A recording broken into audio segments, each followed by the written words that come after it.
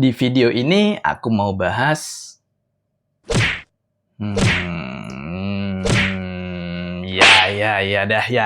ngikut dah. Sesuai request nih, ngetes RTX 5060 Ti 16GB.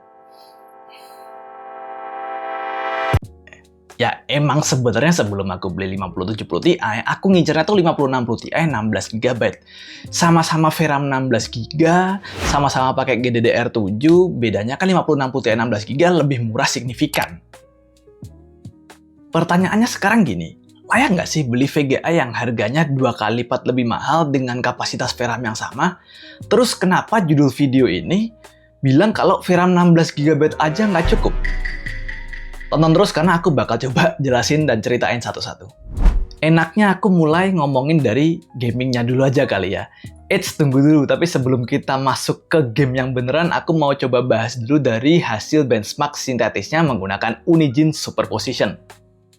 Ya, yang kalian lihat di sini adalah data Unigine Superposition 1.0 menggunakan Phoronix Test Suite. Kayak biasanya ya. Jadi di situ aku ada data dengan 2 VGA, yang masing-masing VGA-nya ini aku set ada overclock sama overclock plus power limit dikurangi. Jadi di situ aku ada VGA 5060 Ti 16GB sama 5070 Ti. Kenapa ada versi power limit dikurangi? Karena aku sebenarnya lebih suka ketika aku punya VGA itu aku kurangi power limitnya dari defaultnya. Jadi kalau yang di sini 5060 Ti 16GB stoknya itu power limitnya ada di 180 watt, 5070 Ti itu ada di sekitaran 300 watt. Beda tiap tipe ya, tapi yang punya aku itu 300 watt. Dan di sini aku setting power limitnya itu ada yang 150 watt sama ada yang aku naikin dari stoknya ke 200 watt. Untuk yang 5070 Ti itu ada yang aku kurangi ke 250 watt sama ada yang aku naikin ke 330 watt. Untuk overclocknya, semuanya clocknya itu limitnya kurang lebih sama, karena di atas ini ada potensi nge-crash ketika aku nyoba main game, yaitu di 300 MHz di core clock dan 6001 memory clock. Di sini kelihatan di datanya bahwa walaupun power limitnya dikurangi dari stok, performa sintetis Unigine Superposition-nya ini nggak ada pengurangan, karena ada overclocknya gitu.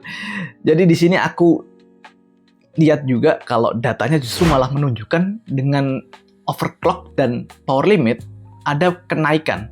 Untuk dimentokin kanan semuanya ya, itu di 5060 Ti 16GB dapat 40,2 frame per second dan 5070 Ti dapat 64,6 frame per second. Ya dengan harga yang kurang lebih separuhnya, performanya nggak sampai separuhnya sih. Nah, gimana kalau waktu main gamenya? Buat kalian perlu tahu bahwa monitor yang aku pakai di sini resolusinya 2560x1440. Konon, main game di resolusi segini itu butuh VGA yang high-end, dan kalau VGA-nya kurang high-end, itu gamenya jadi berat. Seberapa berat sih sebenarnya? Di sini aku bakal coba main game Expedition 33 yang baru rilis beberapa bulan lalu, game favoritku, 450.000 worth yang pernah aku beli buat game, yay! Sambil aku mau pamerin juga skillku.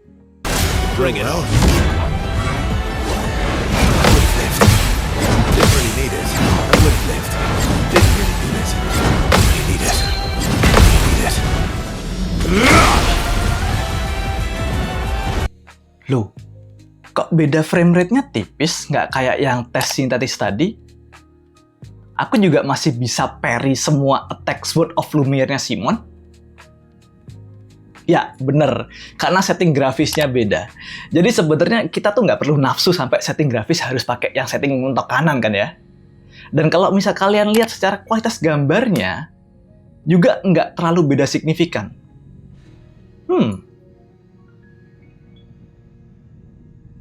Terus apakah dengan data barusan itu menjustifikasi pembelian 5060 Ti 16GB dibandingkan 5070 Ti ku? Apakah pembelian 5070 Ti ku adalah ide yang buruk? Bentar, aku sebenarnya pakai VGA juga nggak cuma buat gaming, karena aku juga pakai AI spesifiknya buat LLM sama image generation. Sebelum kita ke real world AI-nya, kita ke grafiknya lagi dulu. Di sini aku benchmark pakai Phoronix Test Suite lama.cpp dengan modelnya adalah lama 3.1 Tulu 3 dengan 8 billion parameter dan quantization-nya ada di Q8_0. Di sini kelihatan jauh banget ya dari 5060 Ti 16GB ke 5070 Ti. 5060 Ti 16GB ini cuma 48,4 sedangkan 5070 Ti ada di 90,1. Ini hampir 2 kali lipatnya. Ya, menggambarkan harganya ya. Tapi yang menarik sebenarnya di sini adalah ketika di overclock 5060 Ti 16GB ini memberikan performa yang signifikan lebih kencang dari defaultnya. Sekitaran 20% atau mungkin lebih ya, dari 48,4 ke 58,5 token per second. Sedangkan untuk 5070 Ti ini naiknya cuma sekitaran 5% dari 90,1 ke 95,2 token per second. Terus kenapa di sini ketika power limitnya ada yang tinggi dan ada yang rendah, performanya nggak naik? Ya karena di sini benchmarknya token generation ini sangat bergantung pada memory bandwidth, tidak bergantung pada kemampuan komputasi secara core-nya ataupun powernya. Jadi selama istilahnya memorinya masih bisa dikasih makan dengan power limitnya, harusnya masih bisa kenceng. Itu beda token generation per second-nya lumayan loh. Bakal lebih lumayan lagi kalau kita ngomongin LLM yang pakai model reasoning. Model yang reasoning itu gimana? Jadi modelnya tuh bakal mikir duluan, berkontemplasi dulu panjang, baru dia ngasih jawaban. Ini contoh ketika kita menggunakan model reasoning. Di sini model yang aku pakai adalah V4 reasoning dengan 14 billion parameter. Ini aku pakai Ollama ya, kalian bisa cek. Aku pakai Ollama di video-videoku sebelumnya, dan kelihatan bahwa reasoningnya lama banget, panjang banget. Ini belum ngasih jawaban loh. Ini aku kasih promptnya itu cuma sekedar beri aku jumlah huruf yang kamu gunakan terhadap respon prompt ini. Dan 5070 Ti aja itu membutuhkan sampai 1 menit 39 second. Dengan token yang dihasilkan ada 5022 token. Kecepatan token per second-nya 50,47 token per second. Oke, kalau kalian ngerasa 1 menit 39 second itu lama, 5060 Ti 16GB lebih lama lagi, yaitu di 3 menit 4 second. Dengan total token yang dihasilkan ada di 6351 dan token per second di 34,39 token per second. Jadi, ya kalau kita pakai model reasoning, pakai GPU yang kurang kenceng, kita bakal dapat jawabannya mungkin ya sambil ngopi dulu gitu ya. Kalau performa di AI image generation-nya gimana? Jadi di sini aku udah tes pakai Flux.1Dev yang varian SVD Quan NVFP4. Apa itu? Jadi singkatnya aja, ini adalah varian Flux.1Dev yang dibuat sama timnya MIT yang bisa menggunakan quantization FP4 floating point 4 bit dari arsitektur NVIDIA Blackwell. Jadi singkatnya aja ini adalah Flux.1Dev yang dioptimalkan buat GPU NVIDIA RTX 50 series dan Blackwell lainnya. Di sini aku pakai setting overclock semua ya. Bedanya di power limitnya aja. Jadi di sini kelihatan lagi-lagi 5060 Ti 16GB terhajar secara signifikan oleh 5070 Ti dengan image generation menggunakan setting overclock dan power limit 150 watt ada di 8,3 second untuk per gambarnya, dan ketika dinaikin power limitnya ke 200 watt dia ada di 8,2 second. Sedangkan kalau pakai 5070 Ti dia bisa di 5 second aja ketika settingan overclock dengan power limit 250 watt dan bisa ke 4,9 second ketika power limitnya di 330 watt.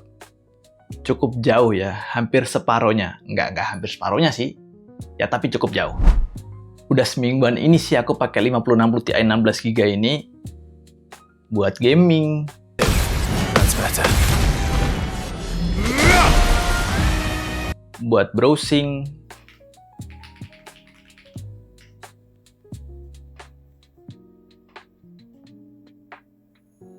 Buat chat posting.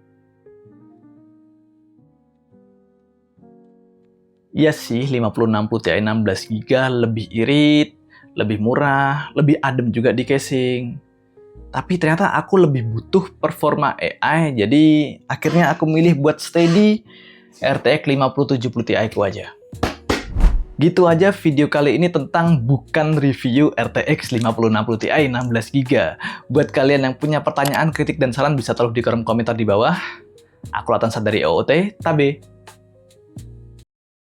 Bacain komen warga kayak biasanya. Nggak deh. Shit. Pokoknya sih paling 5060 Ti tadi udah aku kasih kenapanya dan bagaimananya. Udah, nggak ada komentar tentang komen Anda.